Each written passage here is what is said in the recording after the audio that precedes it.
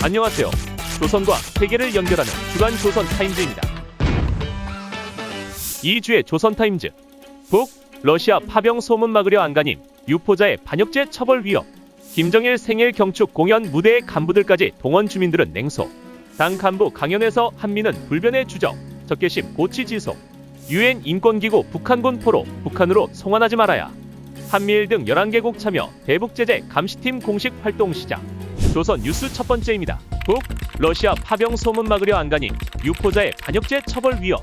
북한 당국이 내부에 확산하고 있는 러시아 파병 관련 소문들을 유언비어로 규정하고 주민 신고를 종용하고 있습니다. 다만 북한 주민들은 이를 사실상 외부 정보 유입을 막으려는 당국의 조치로 해석하고 있는 것으로 알려졌습니다. 데일리 NK 함경북도 소식통에 따르면 북한 당국은 최근 북중 접경 지역을 중심으로 적지 않은 군인들이 러시아, 우크라이나 전쟁 지역에 파병됐으며 전사자도 속출하고 있다는 소문이 빠르게 확산하는 데 대해 이를 유언비어로 규정하고 강경 대응에 나섰습니다. 주민들에게 유언비어 유포자에 관한 즉각적인 신고를 강조하면서 이를 묵인하는 경우 반역죄로 처벌할 수 있다고 경고하고 나선 겁니다. 실제 소식통은 계령시 안전부는 지난 6일 각 기관 및 동 담당 안전원들에게 인민군대의 러시아 파병에 관한 유언비어 유포자들을 철저히 색출하라고 지시했다며, 또한 이와 관련해 각 기관과 인민반에서 은밀히 주민들의 동향을 감시하는 정보원들의 활동을 강화하라고 했다고 전했습니다. 다만 일부 주민들은 이 같은 시 안전부의 움직임에 의문을 제기하고 혼란스럽다는 반응도 내놓고 있는 것으로 전해졌습니다. 소식통은 군 복무 중인 자녀를 둔 부모들은 파병 소문에 불안감을 느끼며 정확한 정보를 알고 싶어 안달복달하는 것이 사실이나 일부 주민들은 우리나라가 다른 사회주의 나라들과 연계하며 그들을 돕고 있다는 것에 자부심을 느끼고 있다고 말했습니다. 그는 국가가 오랫동안 중국과 러시아를 팔리로 해방과 조국 해방 전쟁에서 피를 나눈 형제와 같은 나라들, 우방국으로 배워줬다며, 이에 세뇌된 주민들은 러시아의 인민군대를 파병한 것을 응당한 것으로 받아들이며 부정적으로만 보지 않는다고 설명했습니다.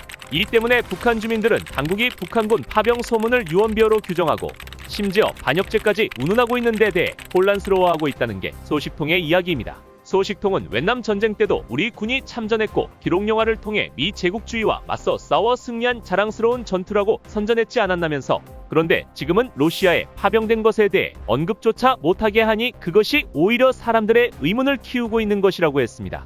이에 주민들 속에서는 이번 사안의 본질이 유언비어 차단이 아니라 외부 정보 차단에 있다는 이야기도 나오고 있다고 합니다. 소식통은 체제 결속을 위한 조치가 오히려 주민들의 의심과 불신을 증폭시키는 역효과를 낳고 있는 셈이라며, 단속이 강해지면 강해질수록 주민들의 호기심은 더욱 커지고 소문은 오히려 더 빠르게 퍼질 가능성이 높다고 지적했습니다.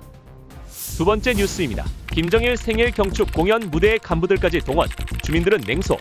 올해도 북한의 각 지역마다 김정일 생일 기념 경축 공연이 진행된 것으로 알려진 가운데 일부 시군에서는 당 기관 간부들까지 공연에 동원됐던 것으로 알려졌습니다. 데일리 NK 함경남도 소식통은 지난 15일 각 시군에서 광명성절을 맞아 26 경축 예술종합 공연이 진행됐다며, 올해는 시군 당위원회 및 인민위원회 일꾼들까지 직접 무대에 올라야 한다는 지시가 내려오면서 간부 공연까지 포함됐다고 전했습니다. 함경남도당은 지난 1월 중순께 도내 각 시 군당 선전선동부의 위대한 김정일 장군님의 업적을 찬양하고 당의 위대성을 노래하는 충성의 무대를 만들라며 간부들도 직접 공연에 참여할 것을 요구했습니다.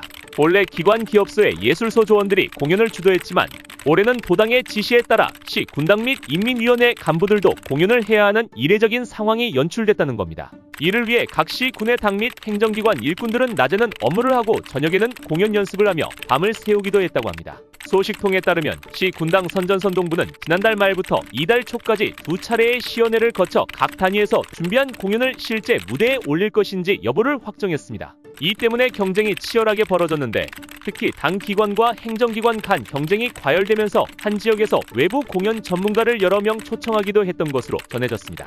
일부 지역에서는 당과 행정기관이 같은 공연 전문가를 초청하면서 실제 싸움으로 번질 뻔한 살벌한 분위기가 나타나기도 했다는 후문입니다. 소식통은 리원군당과 군인민위원회가 공연 지도를 위해 같은 전문가를 초청하면서 내부 갈등이 빚어졌다며, 결국 인민위원회가 원래 초청했던 사람을 포기하고 다른 사람을 불러 지도를 받았는데 이로 인해 인민위원회 간부들의 불만이 많았다고 했습니다. 한편 15일 각 시군에서 진행된 경축 공연 관람석에는 해당 지역기관 기업소에서 선발된 주민들이 동원됐는데, 관람자들 대부분은 간부들까지 무대에 올라 공연하는 모습을 보며 냉소적인 반응을 보였다고 합니다. 소식통은 공연을 관람한 사람들은 간부들이 본업을 제쳐두고 무대에서 충성 경쟁이나 벌이는 게 보기 좋지 않았다고 하면서 차라리 그 시간에 자기 일을 열심히 하는 게 인민을 위한 복무가 아니겠냐고 꼬집기도 했다고 전했습니다. 세 번째 뉴스입니다. 당 간부 강연에서 한미는 불변의 주적, 적개심 고치 지속. 북한이 남북 관계를 적대적이고 교전 중인 두 국가 관계로 규정하고 대남 적개심 고취에 나서고 있는 가운데 최근 평양시 당 간부들을 대상으로 진행된 강연에서 한국과 미국을 불변의 주적으로 강조하며 군사력 강화의 필요성과 정당성을 설파한 것으로 전해졌습니다. 데일리 NK 북한 내부 소식통에 따르면 평양시 당위원회는 지난 15일 토요학습 시간에 적들의 기만적 평화 공세에 속지 말라는 제목의 강연회를 개최했습니다. 강연은 괴뢰 한국의 군사 도발에 대응해 자주 국방력을 강화하고 우리식 사회주의를 수호해야 한다는 것을 핵심 주제로 다루며 대남 대미 적대 의식을 고취하는 데 주력했습니다. 1시간가량 진행된 강연에서 강연자는 한국을 괴뢰한국, 전쟁 수인으로 지칭하며 남북 간 협력 가능성을 일축하는 발언을 잇따라 내놨다고 합니다. 예컨대 괴뢰한국은 더 이상 우리와 같은 민족이 아니라 적대적인 두 개의 국가 중 하나일 뿐이다. 괴뢰한국과 평화적 관계는 기대할 수 없다는 등의 언급입니다. 아울러 강연자는 조선반도의 평화를 위협하는 것은 우리 공화국이 아니라 미한연합군이다. 강력한 무장력과 내부 단결만이 자주권을 지키는 길이라며 한반도 긴장 고조의 책임을 한국과 미국에 돌리면서 국방력 강화의 정당성을 강변했습니다. 실제로 강연에서는 한미연합훈련과 미국 핵잠수함의 한반도 전개 등이 직접적으로 거론됐으며 이를 우리 공화국을 압살하려는 명백한 증거이자 우리를 적대시한다는 방증이라고 주장했습니다. 그러면서 국가의 안전과 지역의 전략적 균형을 유지하기 위해 강력한 방위력 강화를 지속해야 한다고 재차 강조했습니다. 소식통은 이번 강연은 외세에 의한 우리 사회의 주요 위기를 극복하기 위해 항상 긴장되고 동원된 태세를 유지해야 한다는 내용으로 마무리됐다며 외부 적대 세력들이 반공화국 압살 책동을 벌이고 있다는 것을 빌미 삼아 체제 결속을 다지려는 의도라고 말했습니다. 이런 가운데 내부적으로는 북한 당국이 의도한 바와 전혀 다른 반응이 감지되기도 한 것으로 알려졌습니다. 소식통은 우리의 핵무력을 국력으로 자랑스럽게 생각하는 사람들도 있지만 경제난이 심각한 상황에서 이런 선전에 큰 관심을 두지 않는 사람도 많다며 결국 가장 중요한 것은 생계 문제인데 국가는 체제 유지를 위해 군사적 긴장 분위기를 고조하니 이에 상당한 피로감을 느끼는 것이라고 말했습니다.